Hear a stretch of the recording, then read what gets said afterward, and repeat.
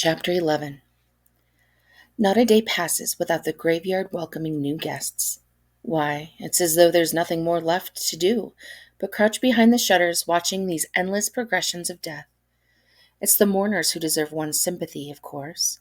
They come in, one weeping throng, and then they go away drying their tears and conversing, as if while they're here some force stronger than death itself has convinced them to stay alive.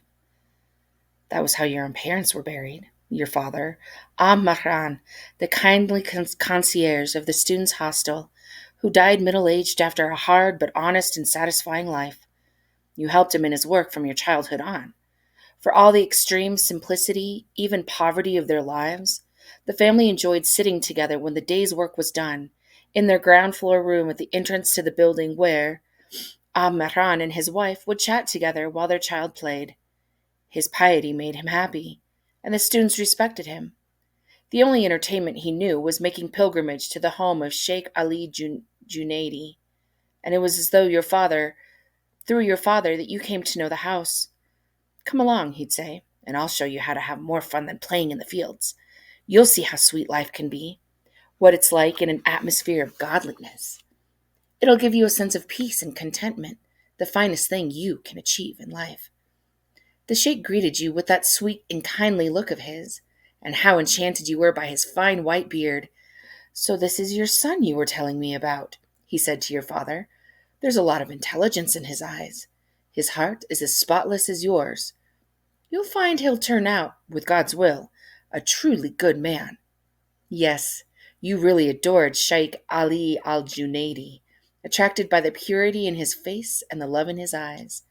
And those songs and chants of his had delighted you even before your heart was purified by love. Tell this boy what it's his duty to do, your father said to the sheikh one day. The sheikh had gazed down at you and said, We continue learning from the cradle to the grave. But at least start out, Saeed, by keeping close account of yourself and making sure that from whatever action you initiate, some good comes to someone. Yes, you certainly followed his counsel as best you could, though you only brought it to complete fulfillment when you took up burglary. The days passed like dreams, and then your good father disappeared, suddenly gone, in a way that a boy simply could not comprehend, and that seemed to baffle even Sheikh Ali himself. How shocked you were that morning, shaking your head and rubbing your eyes to clear away the sleep, awakened by your mother's screams and tears in the little room at the entrance of the students' hostel. You wept with fear and frustration at your helplessness. That evening, however, Ralph Ilwan, at that time a student in law school, had shown how capable he was. Yes, he was impressive, all right, no matter what the circumstances, and you loved him as you did Sheikh Ali, perhaps even more. It was he who later worked hard to have you, or you and your mother, to be more precise, take over father's job as custodian for the building. Yes, you took on responsibilities at an early age. And then your mother died. You almost died yourself during your mother's illness, as Ralph Ilwan must surely remember, from that unforgettable day when she had hemorrhaged and you had rushed her to the nearest hospital, the Sabir Hospital, standing like a castle amidst beautiful grounds, where you found yourself and your mother in a reception hall at an entrance more luxurious than anything you could have ever imagined possible. The entire place seemed foreboding, even hostile, but you were in the direst need of help, immediate help. As the famous doctor was coming out of a room, they mentioned his name, and you raced toward him in your galabaya and sandals, shouting, My mother! The blood! The man had fixed you in a glassy, disapproving stare, and had glanced where your mother was lying, stretched out in her filthy dress on a soft couch, a foreign nurse standing nearby observing the scene. Then the doctor had simply disappeared, saying nothing. The nurse jabbered something in a language you did not understand, though you sensed she was expressing sympathy for your tragedy. At that point, for all your youth, you flew into a real adult's rage, screaming and cursing in protest, smashing a chair to the floor with a crash so the veneer wood on its back broke in pieces. A horde of servants had appeared, and you'd soon found yourself and your mother alone in the tree-lined street road outside. A month later, your mother had died in the Kasher al Ayeni hospital.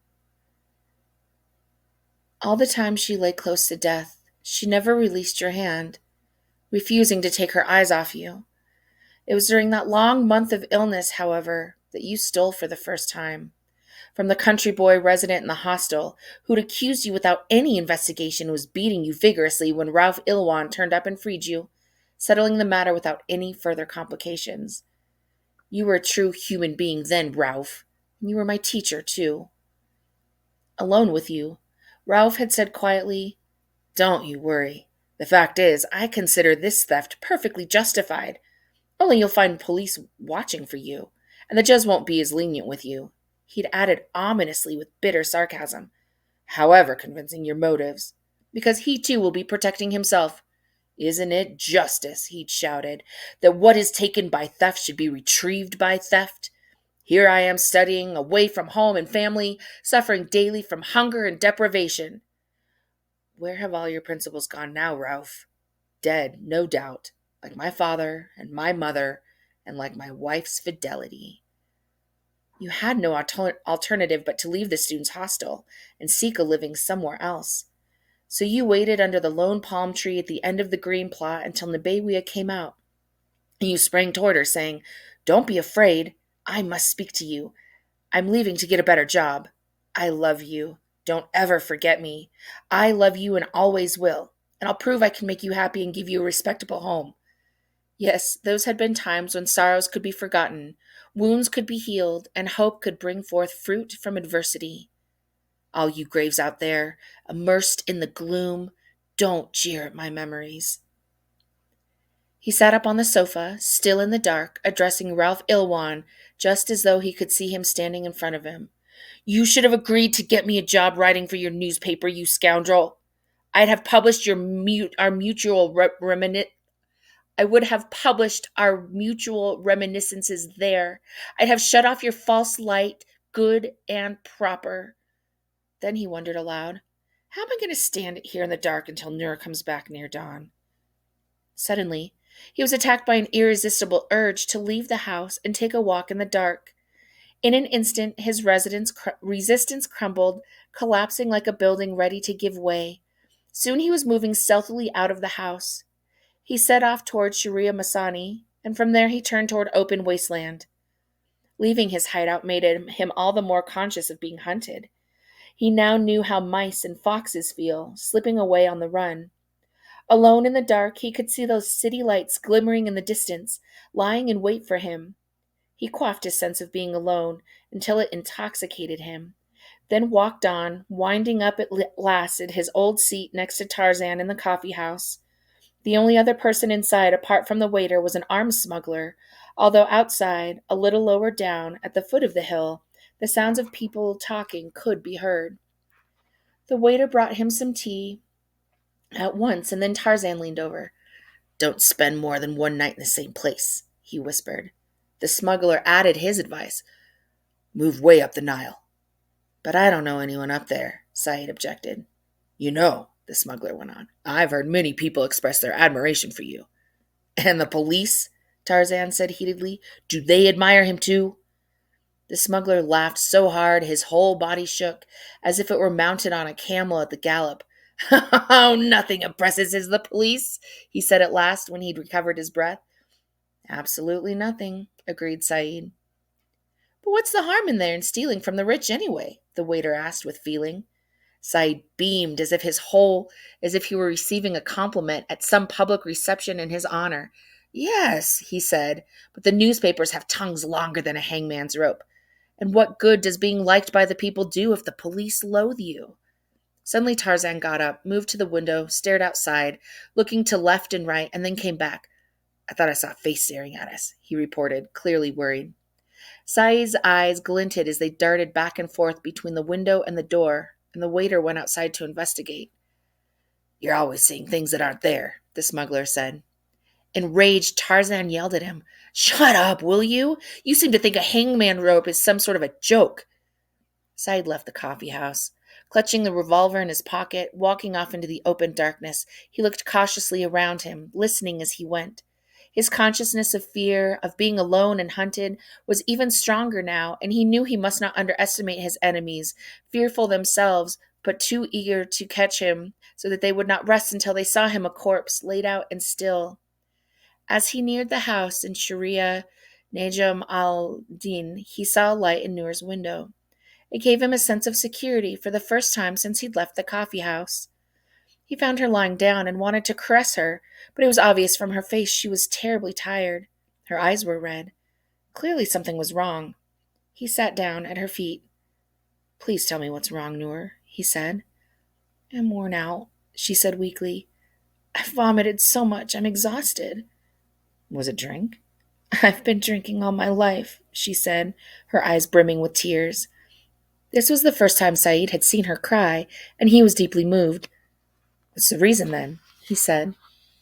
"They beat me." "The police?" "No, some young louts, probably students, when I asked them to pay the bill." Saeed was touched. "Oh, why not wash your face," he said, "and drink some water?" "A little later. I'm too tired now." "The dogs," Saeed muttered, tenderly caressing her leg. "The fabric for the uniform," Nur said, pointing to a parcel on the other sofa. He made a gesture with his hand affectionately and in gratitude. "I can't look very attractive for you tonight," she said, almost apologetically. "Oh, it's not your fault. Just wash your face and get some sleep." Up in the graveyard heights, a dog barked, and Noor let out a long, audible sigh. "And she said, 'You have such a rosy future,'" she murmured sadly. "Who?" "A fortune teller. She'd said there'd be security, peace of mind." Saeed stared out at the blackness of night, piled up outside the window as she went on. "When will that ever be? It's been such a long wait, and also useless. I have a girlfriend, a little older than me, who always says we'll become just bones, or even worse than that, so that even dogs will loathe us." Her voice seemed to come from the very grave, and so depressed Saeed that he could find nothing to say in reply. "Some fortune teller," she said. "When is she going to start telling me the truth? Where is there any security? I just want to sleep safe and secure, wake up feeling good, and have a quiet, pleasant time. Is that so impossible? For him who raised the seven heavens?" "You too used to dream of a life like that. But it's all been spent climbing up drain pipes, jumping down from roofs, and being chased in the dark with badly aimed bullets killing innocent people." "You need to get some sleep," he told her, thoroughly depressed. "What I need is a promise," she said. "A promise from the fortune teller. And that day will come." "Good. You're treating me like a child," she said angrily. "Never. That day really will come."